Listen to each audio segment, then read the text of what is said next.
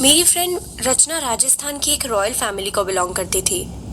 MBA के last semester के बाद वो अपने घर चली गई और मैं अपने। पर एक दिन अचानक उसका फोन आया। हाय रचना, कैसी है तू? तेरे बिना मन नहीं लग रहा है यार। तू यहाँ क्यों नहीं आ जाती? जयपुर से कुछ 200 किलोमीटर दूर उनकी एक छोटी सी रियासत थी, सराथा, और मैं बस पहुंच गई उसके पास।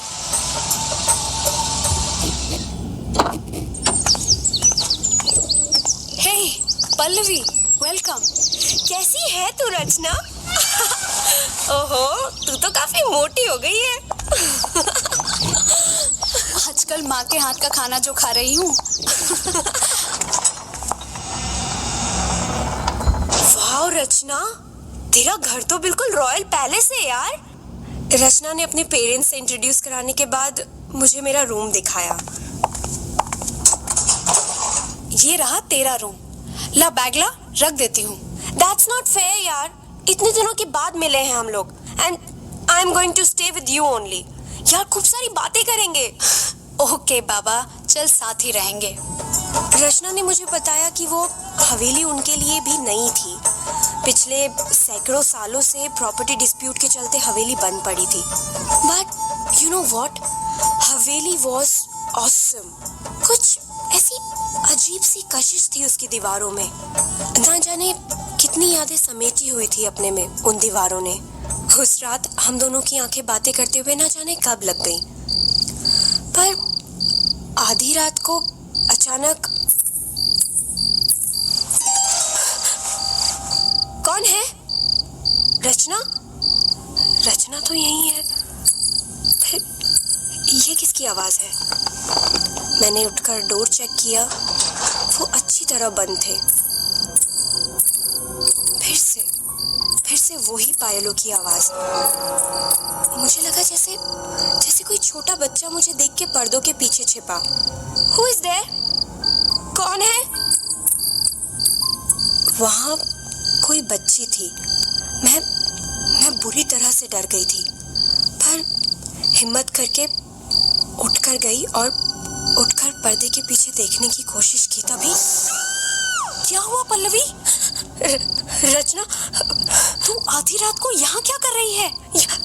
यहाँ कोई था। कोई बच्ची। पगली, वहम हो गया है तुझे। रचना ने मेरी बात को इतना लाइटली क्यों लिया? मैं सोने की कोशिश करने लगी, पर मेरा दिल कह रहा था वो सब वहम नहीं हो सकता। तभी एक आवाज आई। जिया, उठो ना जिया।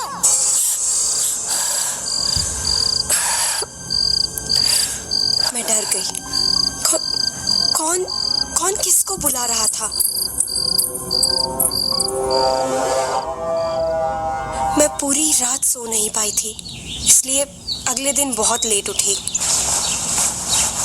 ओए कुंभकर्ण, उठ, जल्दी से तैयार हो जा, गुरुजी आए हैं। कौन गुरुजी? कुछ तो था जो रचना मुझसे छिपा रही थी। मैं तैयार होके नीचे पहुंची तो सारे फैमिली मेंबर्स के बीच एक ग्रेसफुल महात्मा बैठे हुए थे। गुरुजी, यही है रचना की सहेली। शुभम श्रेष्ठम, मेरे पास आओ बेटी, यहाँ बैठो। चेहरे का तेज सूर्य प्रबल है, परंतु कुछ दिनों तक सावधान रहना बेटी। हाथ आगे बढ़ाओ। गुरुजी ने मेरे हाथ में कोई अभिमंत्रित धागा बांधा। मुझे समझ नहीं आ रहा था कि ये सब क्या है। गुरुजी चले गए तो मैंने रचना से पूछा, रचना ये सब क्या हो रहा था? ये कैसा धागा है? सबने ये धागा पहना है पल्लवी। मुझे पता नहीं तुम कैसे रिएक्ट करोगी, पर सच्चाई ये है कि इस हवेली पे किसी साए का असर है। अब हम सबको उसकी प्रेजेंस महसूस होती है, पर वो दिखी सिर्फ तुम्हें है। तुमने रात में जो एक्सपीरियंस किया वो सच्चाई थी।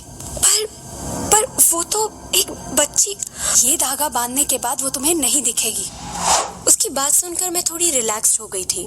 फिर शाम को हम जयपुर सिटी घूम के लौटे तो मैं थक कर एकदम चूर हो गई थी और बिस्तर पर मुझे लेटते ही नींद लग गई।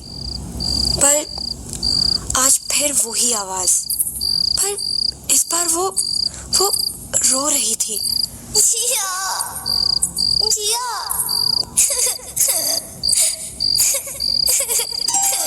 मैं चौंक के उठी तो मैंने देखा उसी बच्ची का साया मेरे सामने खड़ा था, बिल्कुल मेरे सामने। मैंने धीरे से रचना को आवाज दी। रचना, रचना। पर वो अपने बिस्तर पे नहीं थी। मैंने पूछा, कौन हो तुम? क्या चाहती हो? जिया, जिया, जिया, जिया।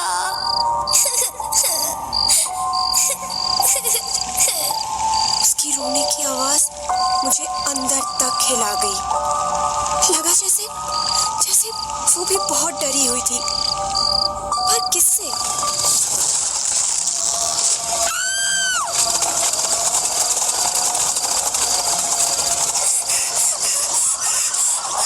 ये रही वो काफिर बच्ची, पकड़ लो, भागने ना पाए। कई मुगल घुड़सवार उस बच्ची के पीछे थे। पकड़ो उस शैतान बला को।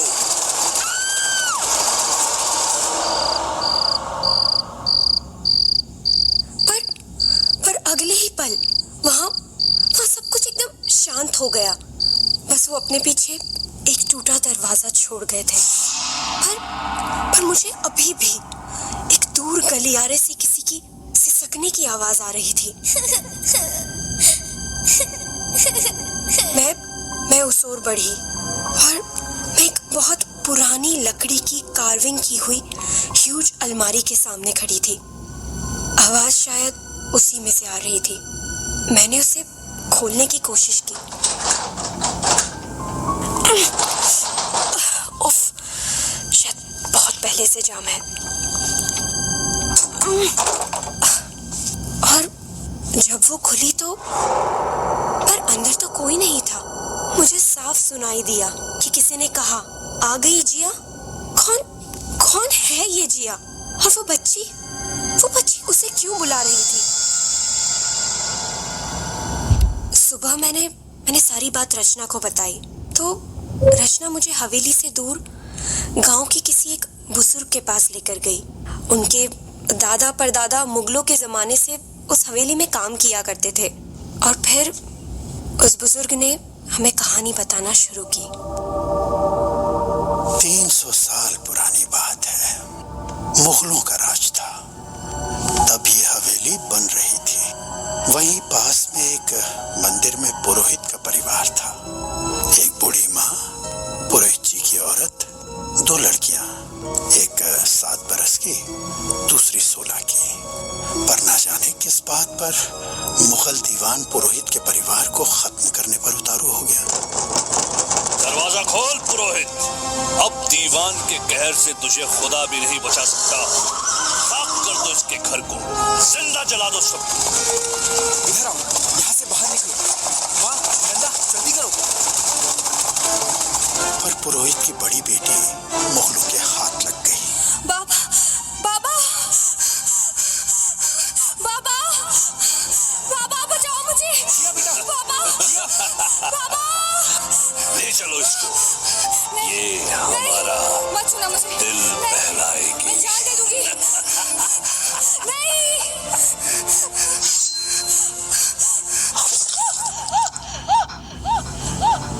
और बड़ी बेटी ने अपनी जान दे दी। उधर पुरोहित अपने परिवार को लेकर पास में बन रही इस हवेली में छिप गया। रात का वक्त था। आधी अधूरी बनी हवेली सुनसान पड़ी थी। पुरोहित अपने परिवार को लेके हवेली में बने एक गुप्त रास्ते की ओर बढ़ा। पर उसे क्या पता था, वो अधूरा रास्ता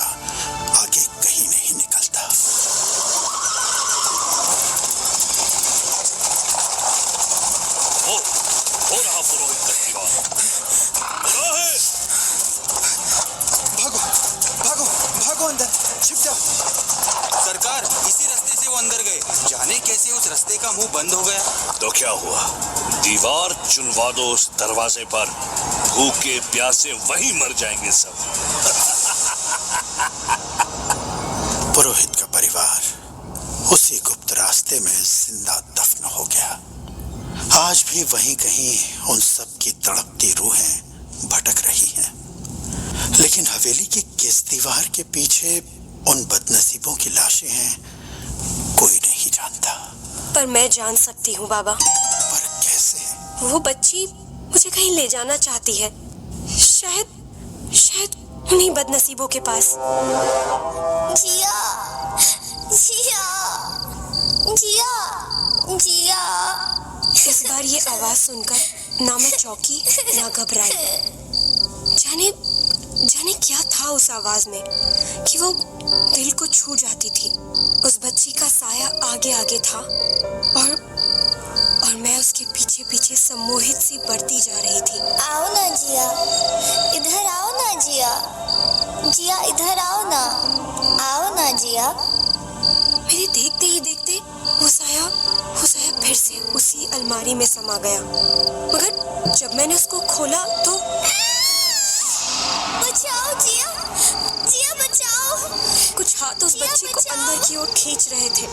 नहीं, छोड़ दो उस बच्ची को।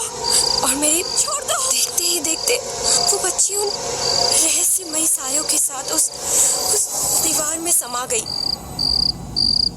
जब मैंने इस रात की सारी बात रचना के पेरेंट्स को बताई तो एक फैसला लिया गया। तोड़ दो ये दीवार। वो रूहें अपनी प्यारी को तड़प रही, जरूर ये वही जगह है। हाँ, ये तो वही गुप्त रास्ता है।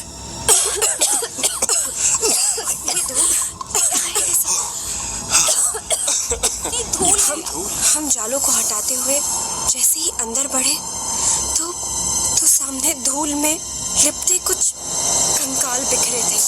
हाँ, ये रही, यही है उस पुरोहित के परिवार की लाशें। बदनसीब, या इलाही, इनकी रूहों को सुकून बख्श। उन लाशों में एक छोटी बच्ची का स्केलेटन भी था। शायद उसी बच्ची की लाश जो रात में मुझे आवाज देती थी।